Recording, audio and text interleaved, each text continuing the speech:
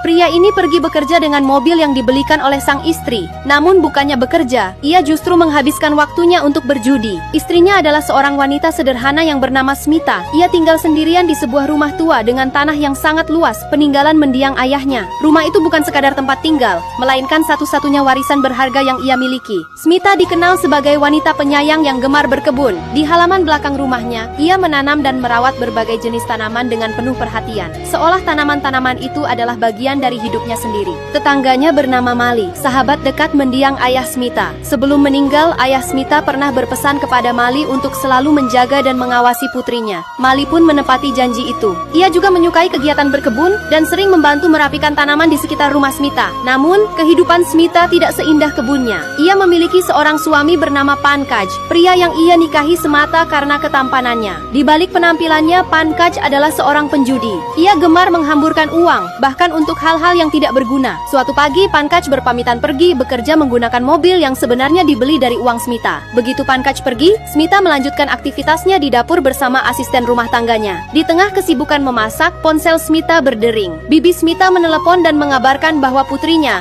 Shalu, baru saja mendapatkan pekerjaan di desa tempat Smita tinggal. Sang bibi meminta izin agar Shalu bisa menginap sementara di rumah Smita sampai ia menemukan kos-kosan yang layak. Tanpa ragu, Smita menyambut kabar itu dengan senang hati. Ia segera menyiapkan kamar untuk Shalu, berharap kehadiran keponakannya dapat membawa kehangatan baru di rumah tua itu.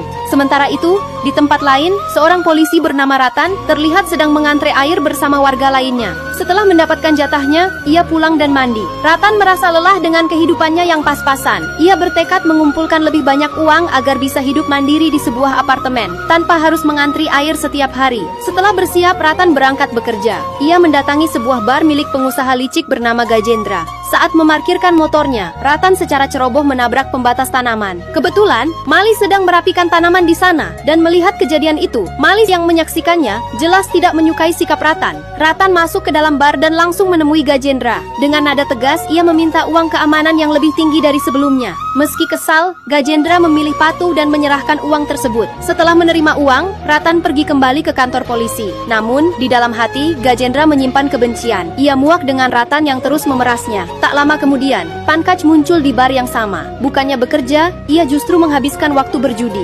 Malangnya, Pankaj kalah besar. Ia tidak mampu membayar karena uangnya sudah habis. Lagi-lagi, ia berutang kepada Gajendra. Karena utang Pankaj semakin menumpuk, Gajendra memanggilnya dan menuntut pelunasan. Dengan wajah penuh kepanikan, Pankaj berjanji akan membayar semua utangnya. Ia mengaku sedang merayu Smita agar mau menjual rumah warisan ayahnya.